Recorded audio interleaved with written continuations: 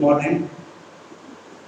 कल Michelson Morley experiment के बारे में हम डिस्कस कर रहे थे और उसके एक्सपेरिमेंटल सेटअप देखा था। मैं थोड़ा सा आपको अपनी याद दिला दूं कि दो उद्देश्य थे। Two objectives were there for conducting Michelson Morley experiment. पहला क्या था?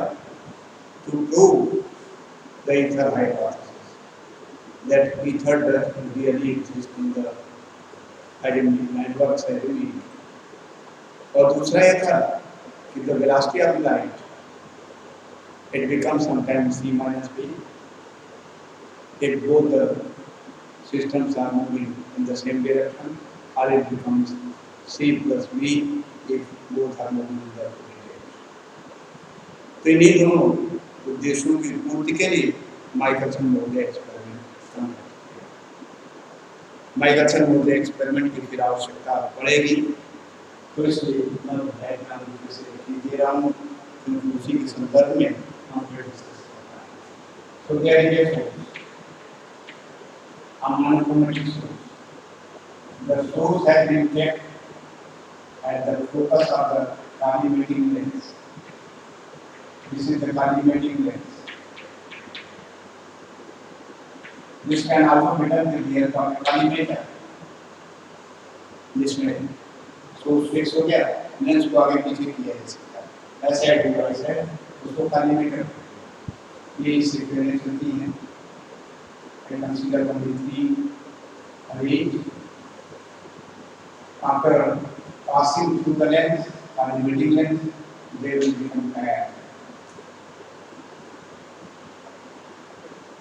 तो ऐसा लगा कि जैसे सोर्स को हमने इन्फिनिटी करा। अब ये तीन किरणों में से मैंने आपको डिटेल बताया था। I will consider one way, एक किरण ये ऐसे जा इसके सामने एक half silver glass plate is kept. A half silver glass plate is kept at an angle of 35 degrees। Half silver glass plate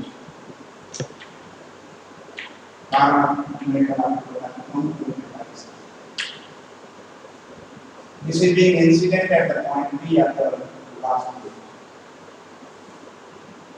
एक किरण सीधी निकल जाती है। हम ये देखिए इसको हमने नंबर 1 रे नंबर 1 के सीन में परपेंडिकुलर डायरेक्शन में एक मिरर रखा रहता है जिसको हम कहते हैं कि हम एक प्लेन मिरर।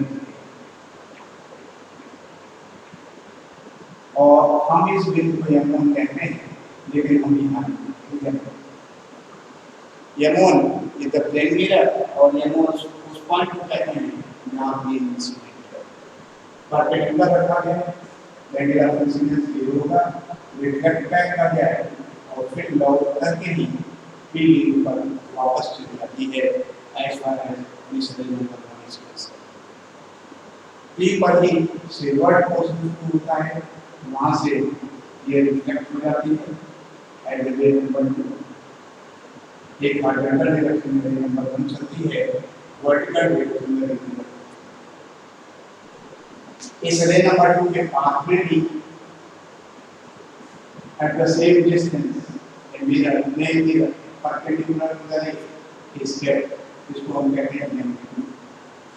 और फिर यहाँ स्पष्ट कर दें M2 हमने यहाँ लिखा है, लेकिन M2 का मतलब है दोनों चीज बता रहा है। M2 ये plane mirror kept perpendicular to the ray number 2 से ये रिफ्लेक्ट होगी और ये रिफ्लेक्ट होगी ए भी पॉइंट बी पे लॉक है।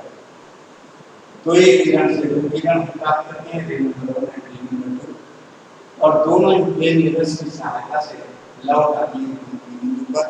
दोनों एक दूसरे से सुपरइम्पोज करेगी, इंटरफेयर करेगी, इंटरफेरेंस पैटर्न प्राप्त होगा और उस इंटरफेरेंस पैटर्न को हम देख सकते हैं with the help of microscope. और विभिन्न दिखेगी, आगे दिखेगी, इसको कर सकते हैं, इसको हम कहते हैं triangle microscope. So So this is the experimental measurement, experimental setup of the Michelson-Morley experiment. मैंने कल आपको ये भी बताया था कि whole system is being kept on the earth on a table, इसको अरेंज किया गया है, and the earth is moving with a certain velocity. Let us suppose for the time being the earth is moving with the velocity of v from left to right direction. v velocity से अर्थ move कर रही है left से right तक। अब ये देखिए, हम पहले रे नंबर 1 को कंसीडर करते हैं। रे number 1 is passing from p to m, p से m1 की तरफ जा रही है। The direction of movement is from left to right, y going from p to m, ये बाएं से दाएं की तरफ जाता है। पृथ्वी भी बाएं से दाएं की तरफ चल रही है, तो दो लाइट मूव कर रही है और पृथ्वी मूव कर रही है। both are moving in the same direction. Relative velocity क्या हो जाएगी? अब ये मैं डिस्कस कर चुका हूँ, ये हो जाएगा c minus c is the velocity of light, v is the velocity of the earth, and since both are moving in the same direction, the relative velocity between the signal 1 passing from v to m1 and c minus 1. यहाँ पर जाकर किसी ने को normal रख रखा, अपने perpendicular रख रखा है मीटर को, तो एंगल ऑफ इंसिडेंस 0 हो जाएगी, एंगल ऑफ रिफ्लेक्शन भी 0 होगा, क्योंकि एंगल ऑफ इंसिडेंस 0 है और इसलिए उसी रास्ते से लौट आएगा। और जब किरण लौटती है तो देखो क्या होगा, ये मून से चल करके p की तरफ आएगी, right hand side to the left hand side, the ray move and the earth is moving from the left hand side to the right hand side.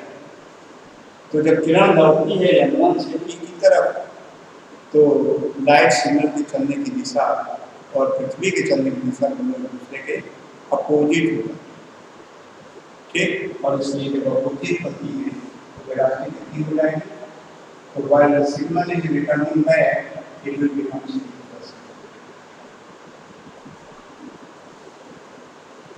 मैं थोड़ा सा कोशिश ये कर रहा हूँ कि आपको अंदाज भी लगे। v is the velocity of the कम है, c को the velocity of light, और ये c minus v है, तो इसको आपने बड़े लाइन से शो कर रखा है, और ये जुड़ रहा है c plus v तो और बड़े लाइन से आपने शो कर रखा है। मैं इसी बात को पुनः आपको दोहरा दूँ, इससे समझ में आ जाएगा।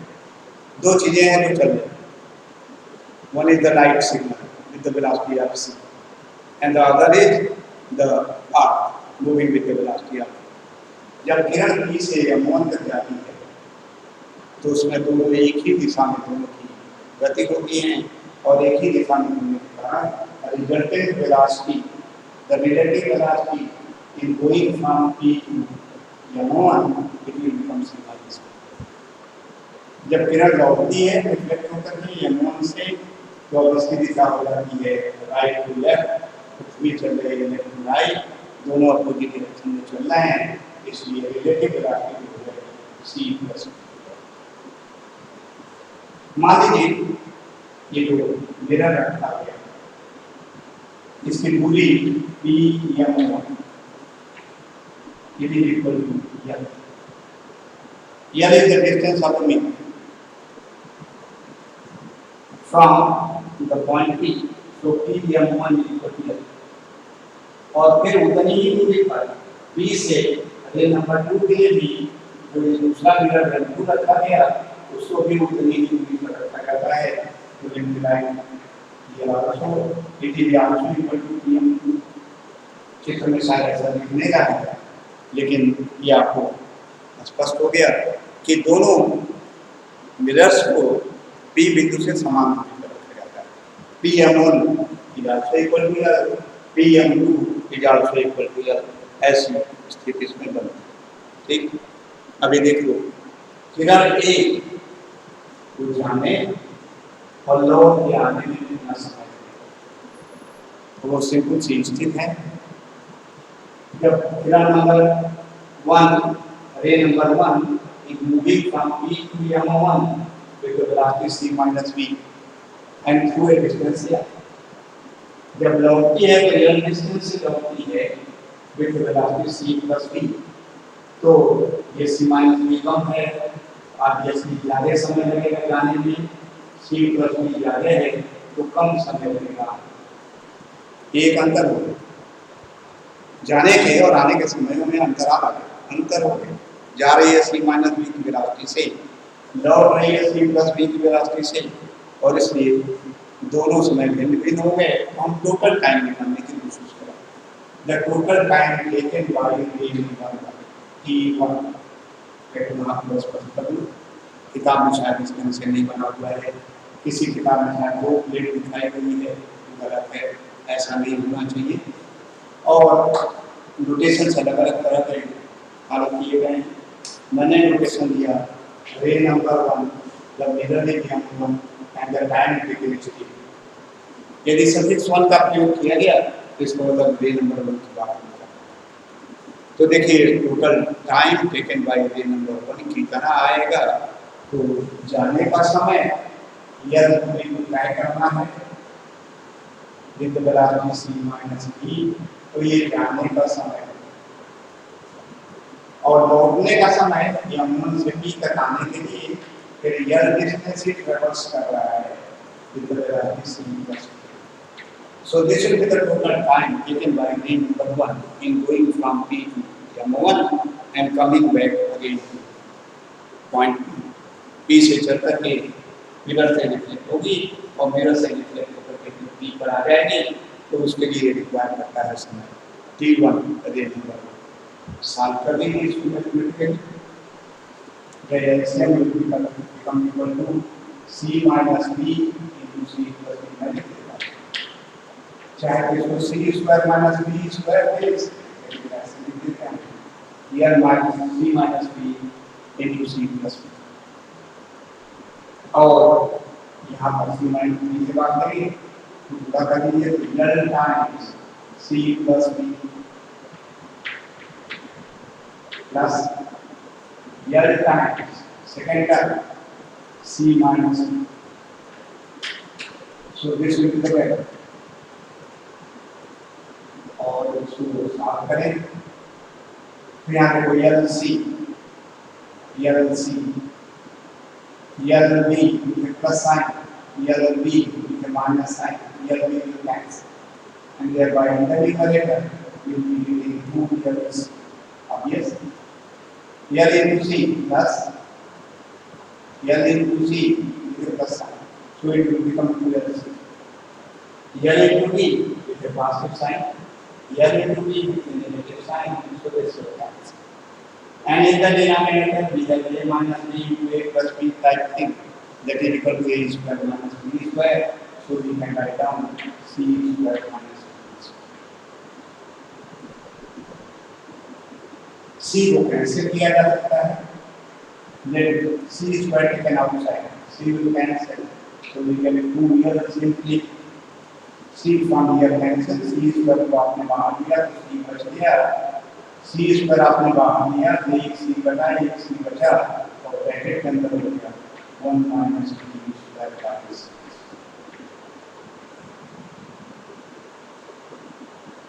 तो बहुत सिंपल सा सॉल्यूशन है, बहुत सिंपल अरिथमेटिक है, कोई मुश्किल काम नहीं है, बस कांसेप्ट की बात थी।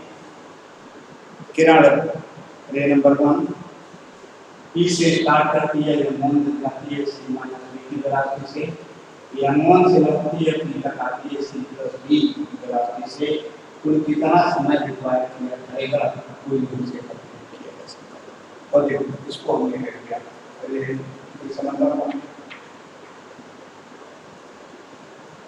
तो रे number 1 the mirror is 1, the time taken is t1 and the corresponding equation is 1। So t1 is the total time which will be taken by ray number 1 in doing so। अब थोड़ा सा हम ये जानने की कोशिश करें what will happen with ray number 2, and ray number 2 के साथ ऐसा होगा कि ये perpendicular to the velocity of movement of the part चल रहा है।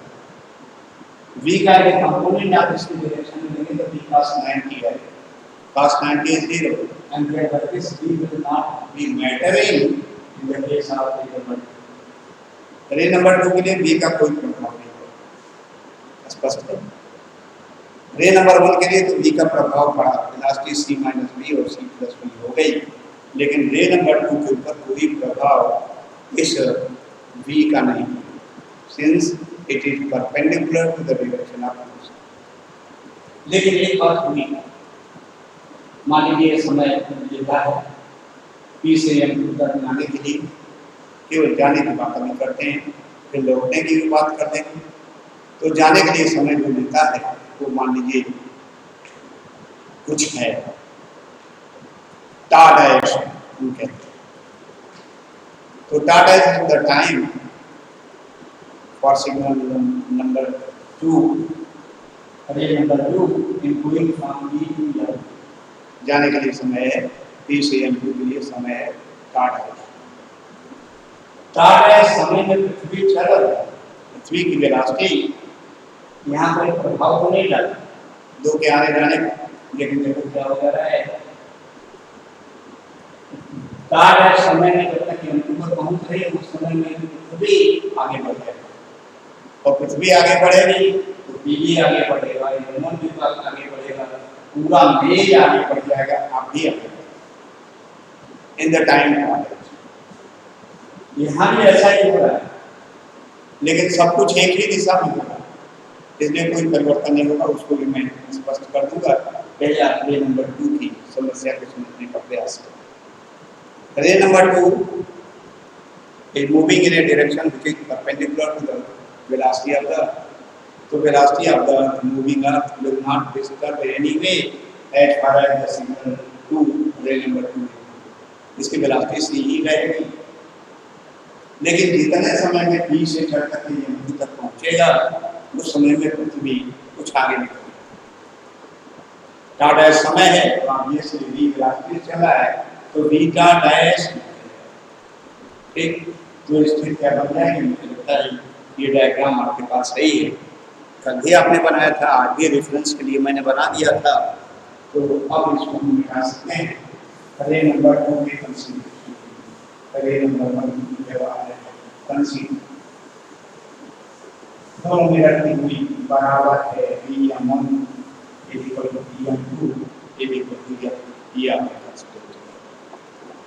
अभी देखिए ये P था, P से किरण करी, इसको पहुंचना था M2 डैश, मैं इसको डायरेक्ट बना दूंगा क्योंकि M2 डैश पहले P की स्थिति में था, इसी समय जब आप कंसीडर करेंगे तो अब डैश समय ले रहा है तो M2 will be not in position, M2 अपने स्थान से चढ़ करके M2 डैश पर और इसको हम यहाँ प्रिंट हो जाएगा, इसको हम सॉलिड लाइन से इसी का मिरर लेना, पहले मिरर M2 यहाँ था, अब मिरर M2 यहाँ ना होकर के डैश समय में M2 डैश पर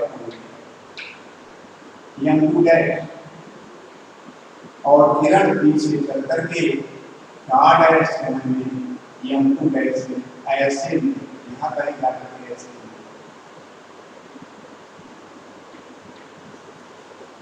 अब ये से मैं एक उदाहरण देता हूँ, अभी आप समझ जाओगे। एक चिड़िया उड़ रही, आपने इंटरमीडिएट में मैथमेटिक्स में इस तरह के क्वेश्चंस किए होंगे, सॉल्यूशन उसके निकाले होंगे, और नहीं निकाले होंगे तो मैं बता रहा हूँ, फिजिक्स में भी इस तरह की बात करते हैं।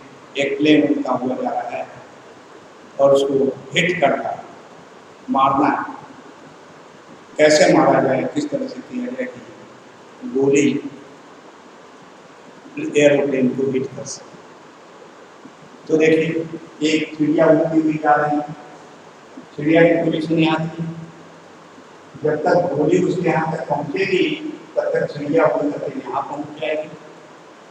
तो एक्चुअली गोली जहाँ तक उसको यहाँ करनी चाहिए, तो इसीलिए हम पहले से ये ऐसा बना देते हैं, एंटिसिपेट कर देते हैं ये M2 कहाँ पहुँच जाएगी, चिड़िया उड़ती हुई उस डायरेक्शन में जा करके हम इसको फिक्स करते हैं। और In the same time, B will also move to P dash. जाते हैं. This distance PP dash is the same as M2 dash. PP dash it is equal to M2 dash और M2 नंबर लिखा हुआ है. मैं उस बिंदु को मानता हूँ जहाँ पर जो P के सीधे ऊपर वर्टिकल या कोऑर्डिनेशन में है, तो M2 dash M2 dash मुझे लगता है समझ रहे हैं. PP डैश कौन सी दूरी है? जितनी दूरी पृथ्वी आगे निकल जाए, चल जाए. M2 अपने स्थान से उतना सरक है. जैसे मैं आपसे बात कर रहा था, हो सकता है जहां मैं बात कर रहा था पृथ्वी यदि इधर चल रही है तो इससे हमारी पोजीशन बदल जाती है. तो वैसे ही M2 की पोजीशन बदल करके M2 डैश पे जाएगी. और कितने द्वारा बदल जाएगी? आपने माना कि डैश समय लिखा है P से चल करके रे नंबर 2 के लिए M2 तक पहुंचने. तो V वेलोसिटी है आपको मूवमेंट की, तो PP dash it is equal to M2 dash is equal to V dash. मैं फिर इसको आपको याद करा दूं इस तरह से. देखिए टा डैश क्या है? टा dash is the time taken by ray number in going from P to M2. लेकिन जैसे किरण P से M2 की तरफ जा रही है, पृथ्वी चल रही है, परपेंडिकुलर डायरेक्शन में चल रही है, तो वह इसकी वेलोसिटी में कोई परिवर्तन तो नहीं करेगा. रे नंबर 2 के सिग्नल में इसकी वेलोसिटी सी ही रहेगी. लेकिन M2 मिरर अपने स्थान से चल करके M2 डैश पर पहुंच जाएगा और ये जाकर के फिर मिलेगी M2 डैश पर मिलेगी टा समय के बाद. और टा समय में पृथ्वी कितनी एडवांस कर जाएगी, इलेक्ट्रोलाइट कितनी आगे चली जाएगी, वो M2 डैश के बराबर होगा. और M2 डैश में V टा dash where V is the velocity with which the earth is moving from left to right, और टा dash is the time taken by the ray number 2 in going from point P to M. अब आप कहेंगे कि यह एक right angle triangle है. किरण तो सीधी चलनी चाहिए ऐसे, किरण सीधी वर्टिकल या कोई डायरेक्शन में नहीं जा सकती, ऐसे जा रही है. तो ये कैसे हो? दूरी हम इसको उतना ही माने, यह दूरी जल्दी बराबर होगी. यह दूरी भी लिख लीजिए PM2 it is equal to P dash M2 dash. दोनों पैदल चल रहे हैं. P से M2 की कितनी दूरी थी? यह P dash M2 dash के बीच में भी वही दूरी होगी. आपने इकोनॉमिकल सेटअप रख रखा, वो दूरी आपने मेंटेन कर रखी. पृथ्वी चल रही है तो उस दूरी का रखते हुए वो आगे बढ़ते हुए चल रहा है. ठीक, केवल वो आगे advance in the direction of earth they will be moving, लेकिन डिस्टेंस उनके बीच की बराबर ही रहेगी. तो दूसरा कंडीशन आया PM2 it is equal to P dash M2 dash. और मैंने इसके पहले आपको बताया है कि यह PM2 की वैल्यू मिरर जो रखी गई है वो M3 की. So this is equal to PM2 it is equal to P dash M2 dash. This is equal to. तो ये देखो PP dash जब बीटा डैश के बराबर हो गई, PM2 या P dash M2 dash की वैल्यू के बराबर हो गई. And this is a right angle triangle. P dash PM2 dash is a right angle triangle. Right angle triangle. तो राइट एंगल ट्रायंगल की विशेषता को हम यहाँ यूज कर सकते हैं. राइट एंगल ट्रायंगल में आधार वर्ग लंब वर्ग कर्ण वर्ग के बराबर. The perpendicular square plus base square it is equal to hypotenuse square. तो उसका आप यूज कर लें. तो Pm2 ये कौन Pm2 का होल स्क्वायर हाइपोटेन्यूज स्क्वायर कर्ण का वर्ग और इस राइट एंगल में यह कौन है Pm2 it is equal to base square Pf square plus the perpendicular square P dash M2 dash this is whole square. The perpendicular square plus the base square it is equal to hypotenuse square. आधार वर्ग लंब वर्ग बराबर कर्ण के ये Pythagoras theorem है। मैं एक चीज वैसे रेफरेंस के लिए आपको बताता हूँ कि इसको हम पाइथागोरस थ्योरम कहते रहे क्योंकि हम बहुत दिनों तक गुलाम थे, अंग्रेजों का शासन था, तो अंग्रेजों ने अपने शब्दों को वहाँ लगा दिया था कि पाइथागोरस ने इस नियम को प्रतिपादित किया था, इसलिए पाइथागोरस थ्योरम कहते हैं। लेकिन हमारे मनीषियों ने बहुत पहले इसको कहा था और आपने शायद हाई स्कूल इंटर में कहीं पढ़ा होगा, इसी को कहते हैं बोधायन प्रमेय। तो it is not Pythagoras theorem, it is Baudhayana theorem which suggests that hypotenuse square is equal to base square plus hypotenuse square. ठीक, अब देखो वैल्यू किसकी कितनी है p डैश, इसकी वैल्यू आप ऐसे आपने लिख रखा है b dash whole square plus b dash m2 dash b dash m2 dash equal to l, so plus l square and this is equal to Pm2 dash square और Pm2 dash की value हो गई, ये distance जो है c की speed से चल रहा है और r डैश समय ले रहा है, तो this will become equal to c dash, this distance is equal to c dash, this distance is equal to b dash and this distance is equal to l. तो आपने लिखा है l स्क्वायर प्लस b का dash square, this will be equal to c dash whole square. अब आपको थोड़ा सा पता लगा होगा कि हम सीधे भी यहाँ लिखते थे तो सीधे c का डैश लिख सकते, ये अब कुछ तिरछी रेखा दिख रही, अब इसकी बड़ी हो जाएगी और बड़ी यदि हो जाएगी तो बड़ी हो जाएगी जिसकी वैल्यू c का डैश ना होकर c का डैश से अधिक। अब ये इसके यहाँ से आ भी रही है, लेकिन देखो ये डिस्टेंस ट्रैवर्स कर रही है वो यल का ही कर रही है। कैसे, जैसे मान लीजिए ये इक्वेशन नंबर 1 जो रे नंबर 1 के लिए टोटल टाइम गिवन आपने डेवलप किया है, इसको हम आपसे पूछ लेंगे जब आवश्यकता पड़े। सो लेकर साथ जोड़ा भी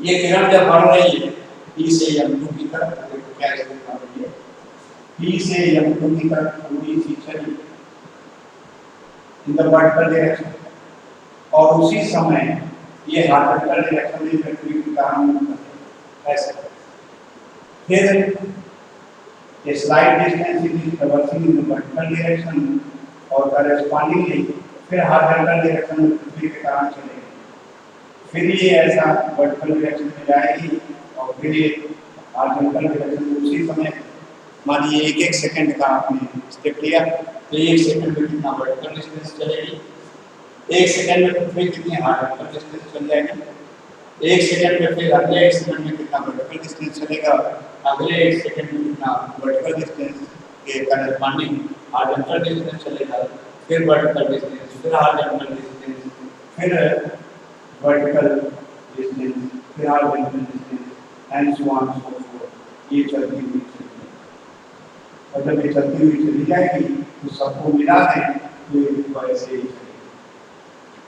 हॉरिजॉन्टल डायरेक्शन तो हॉरिजॉन्टल डिस्टेंस का हॉरिजॉन्टल डायरेक्शन का मूवमेंट है, v डाटा इसलिए आपने लिखा सबको जोड़ो, इसको सबको जोड़ो तो ये v डाटा है और वर्टिकल डायरेक्शन में कितना चल रही है इसको वर्टिकल डायरेक्शन का जोड़ते जाओ तो ये इसी डिस्टेंस के बराबर आ जाएगी, L के बराबर है।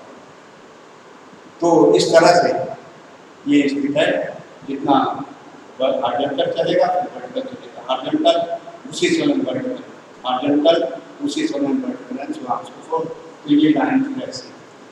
तो इसलिए सी डैश समय यहाँ लगा तो डैश समय इस बात भी लगेगा। ऐसा नहीं कि लाइन लंबी दिख रही है तो यहाँ पर अधिक समय लगेगा, अधिक समय नहीं लगेगा, इतना ही समय यहाँ भी लगेगा। So become a translation expression C dash square I got a 1 over I got u square plus b dash square base square plus l square लगभग सॉल्व कर दीजिए इसको और इसे सॉल्व करने के उपरांत आपको प्राप्त होगा डैश कॉमन इधर लेकर ट्रांसफर कर दो dash square this is equal to c square यहाँ से बचेगा c square dash square is taken outside. तो डैश स्क्वायर टेकन आउटसाइड इस ब्रैकेट में पहले टर्म से left hand side c square बचेगा और इसको इधर ट्रांसफर कर दिया तो माइनस हो जाएगा minus B square dash square taken outside so minus B square this is equal to dash terms को एक साथ कर दिया तो dash square into C square minus B square this is equal to L square और वो में right term dash square is equal to L square divided by C square minus B square.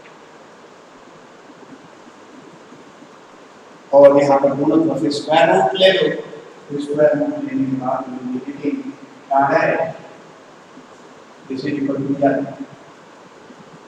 divided by square root C square minus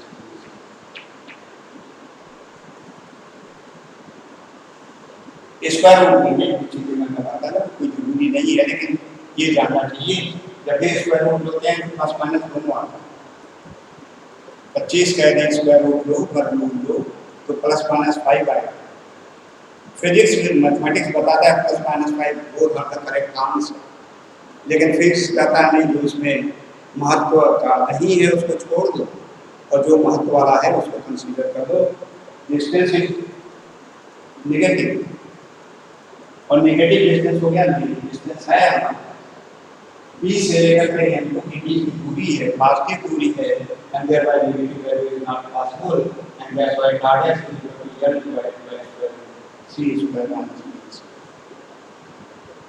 ये expression हो गया रे number 2 P से चल करके m2 तक जाने के लिए कितना समय लेगा। अब ये समय जो ले रहा है ऑब्वियसली सी के वेलोसिटी में तो पृथ्वी की मोशन का कोई असर नहीं पड़ रहा है सी वेलोसिटी से चलेगा लेकिन पृथ्वी हॉरिजॉन्टल डायरेक्शन में मूव कर जाएगी इसलिए ये परिवर्तन आ जाएगा। इस इक्वेशन को हम टू तो नहीं कहेंगे क्योंकि टोटल टाइम अभी नहीं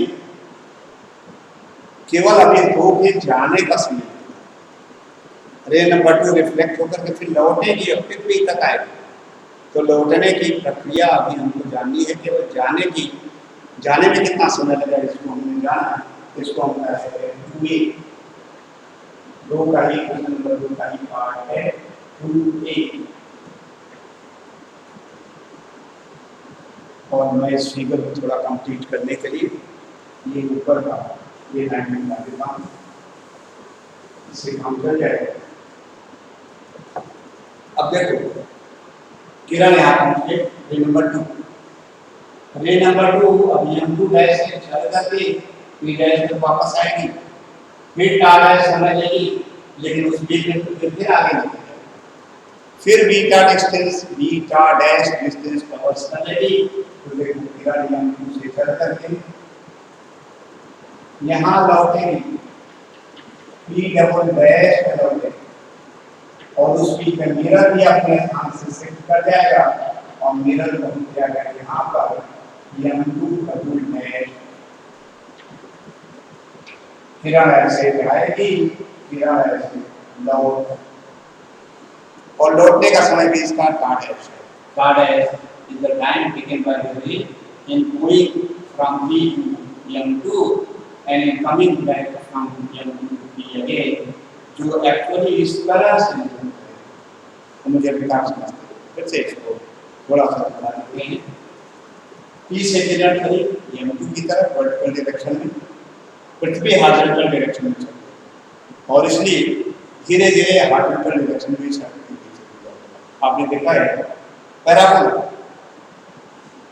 जब प्रोजेक्टाइल मोशन लेते हो तो किसी एक डायरेक्शन में उसको फेंका जाता है, लेकिन चूंकि पृथ्वी भी चलती रहती है तो आपने देखा है कि वो धीरे धीरे आगे आगे एडवांस करती जाती है, लेकिन इस चाक को हम ऐसे फेंकें तो सीधे वर्टिकल डायरेक्शन में जाए, लेकिन प्रोजेक्टाइल मोशन में आपने देखा सीधे वर्टिकल नहीं जाता है, वो ऐसे आगे भी हॉरिजॉन्टल कंपोनेंट भी निकलता हुआ उसमें कंट्रीब्यूट करता हुआ चला जाता है। तो ठीक वैसी स्थितियाँ बनी, P से चली M2 तक उसको जाना है, M2 तक न पहुँच करके M2 डैश पहुँचती है, M2 डैश से फिर इसको P डैश पे लौटना है, लेकिन पृथ्वी भी चलेगी तो ये M2 डैश से फाइनली लौटेगा P डबल डैश, और इस तरह से कि P dash P double dash that will also be equal to P का dash, this is L and this will be equal to C का डैश, जैसा हम इसका सारा लिखते हैं। सो जाने का समय हो गया R P से M2 तक, लौटने का समय हो गया R dash again, and thereby the total time taken by ray number 2 is 2T2 and T2 will be equal to 2 times R dash जाने का और R dash लौटने का। रे नंबर 1 से थोड़ा भिन्न है। रे नंबर 1 में जाने का समय अलग था, लौटने का समय अलग था, तो आपने L divided by C minus B plus L divided by C plus B क्या है।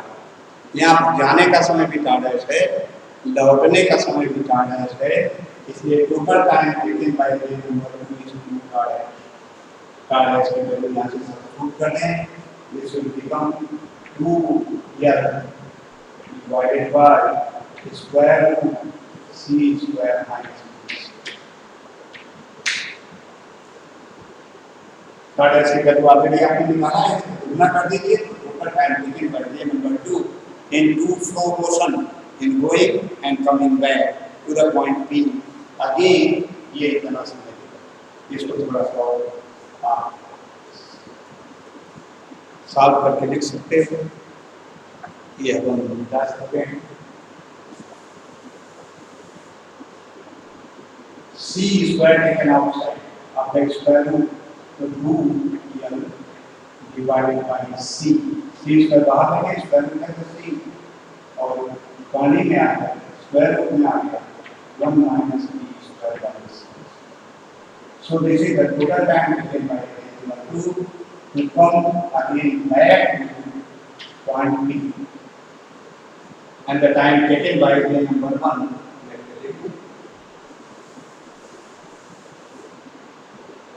the time taken by ray number 1 ये ऑलरेडी आपने किया 2L by C 1 minus B square by C, ठीक है इक्वेशन नंबर। तो देखिए मैथमेटिकल इक्वेशन लिखने में कितनी सामंजस्य आपने स्थापित की।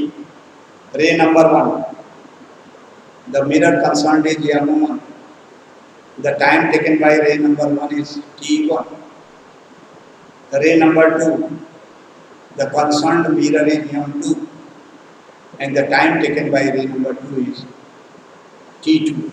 So T1 is the time taken by ray number 1 to start from the point P and again return to the point P. T2 is the time taken by ray number 2 to start from P and again coming back to the point P। उसके बाद इतना समय दोनों समय में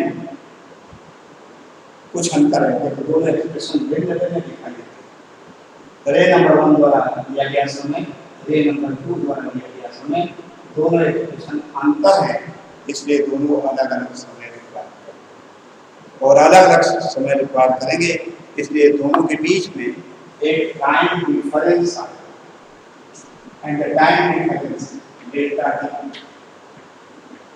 is the time difference in reaching to the point P by ray number 1 and ray number 2. कौन पहले पहुंचेगा, कौन बाद में पहुंचेगा, ये फिर एग्जैक्टली मैग्नीट्यूड कैलकुलेट किया जा सकता है, लेकिन स्पष्ट है कि दोनों के समय भिन्न भिन्न आएंगे, अलग अलग आएंगे।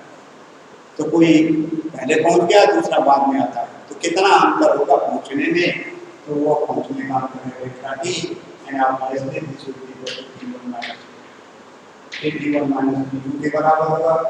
t1 की वैल्यू सब्स्टिट्यूट कर दें, 2l by c 1 minus v square by c square minus d2 value substitute कर दें, 2l by c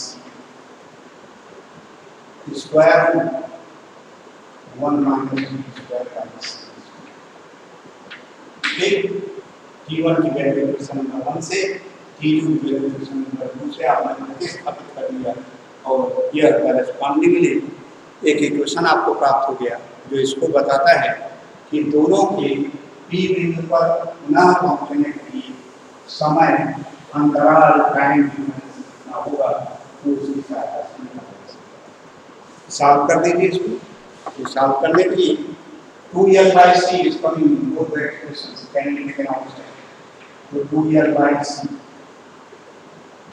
पहले से बच गया 1 divided by 1 minus v square by c square, और दूसरे से बचा 2l by c है, लेकिन outside minus 1 by square root 1 minus v square by c square। ये एक्सप्रेशन का टाइम डिफरेंस के लिए वैल्यू होगी। इसको एक और परिवर्तित रूप में लिखा जा सकता है, क्योंकि कंडीशन है v the velocity of is very very less in comparison to velocity। मैं मैग्नीट्यूड आपको बताता हूँ। v the velocity difference is moving on its own axis is 3 into 10 to the power 4 meter per second, 3 into 10 to the power 4 meter per second, और light velocity होती है, याद होगा 3 into 10 to the power 8 metre पर second. सो 10,000 गुना अंतर है, and thereby the velocity of the movement of the part is very very less in comparison to the velocity of the, और चूंकि ऐसी स्थिति है तो v by c बहुत कम होगा, v square by c square और कम हो जाएगा, और इसलिए बायनॉमियल थ्योरम के अनुसार इसको एक्सपेंड किया जा सकता है only up to the first power. तो जब ऐसा करें तो उसके रूप में ऐसे अरेंज किया जा सकता है 2l by c, इसको लिख सकते हो 1 minus v square by c square, numerator में ट्रांसफर कर दिया a to the power minus 1, और इसको भी न्यूमरेटर में ट्रांसफर कर दिया minus 1 minus v square by c square raised to the power minus 1 by 2 square होता है, तो और न्यूमरेटर में ले गए minus 1 by 2, इसको न्यूमरेटर में ले गए minus 1। अब इसको बायनॉमियल एक्सपेंड कर दीजिए up to the first power only, क्योंकि v square by c square की वैल्यू ही कम है, v बाय c कम है, v square by c square और कम होगा, बराबर दे दूं 0.5, और 0.5 का वर्ग करो तो और छोटा आ जाता है 0.25, 0.25 का स्क्वायर करो तो और कम हो जाता है 0.0625, तो जब स्क्वायर करोगे टू द पावर 3 करोगे टू द पावर 4 करोगे तो और कम होता जाएगा। तो हायर ऑर्डर टर्म्स को हम यहाँ प्राप्त कर सकते हैं, and we can consider here to the first power which is 2l by c। Binomial theorem से ये माइनस इसको प्लस कर देगा और हमको मिलेगा 1 plus v square by c। The higher order terms are not considered, निकले। इसको भी द फर्स्ट पावर पर कंसीडर कर सकते हैं, माइनस के कारण ये प्लस होगा और 1/2 आ जाएगा, तो ब्रैकेट में -1 plus v square by 2c square. Binomial theorem expansion के अनुसार इसकी वैल्यू इतनी आ गई क्योंकि v very less than c। और इसको फिर से लिख लें, फिर से लिखने को देखो ये ऐसा हो जाएगा delta t equal to 2l by c लेकिन आउटसाइड ये -1 हो जाएगा, कैंसिल करेगा, ये b square by c square है minus b square by 2c square हो जाएगा। इतना ये पॉजिटिव है, उसी का आधा नेगेटिव है, घटा लिया तो ब्रैकेट में बचेगा b square by 2c square.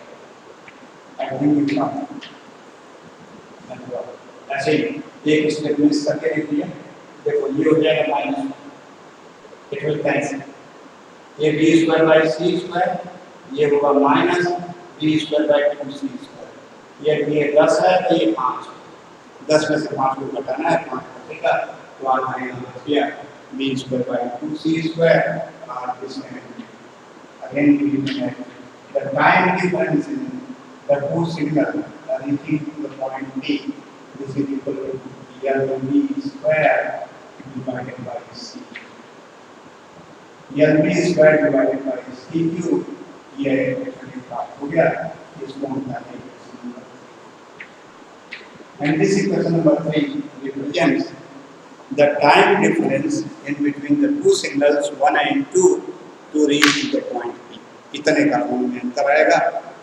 पहले कौन सी किरण पहुंचेगी, रे नंबर 1 पहले पहुंचेगा या रे नंबर 2 पहले पहुंचेगा। इट इज इन मटेरियल, दोनों भिन्न भिन्न समयों पर पहुंचेंगे और दोनों के पहुंचने में जो समय लगेगा वह इस एक्सप्रेशन द्वारा दिया जाएगा। तो इसके आगे मैं आपको बताऊंगा। Thank you.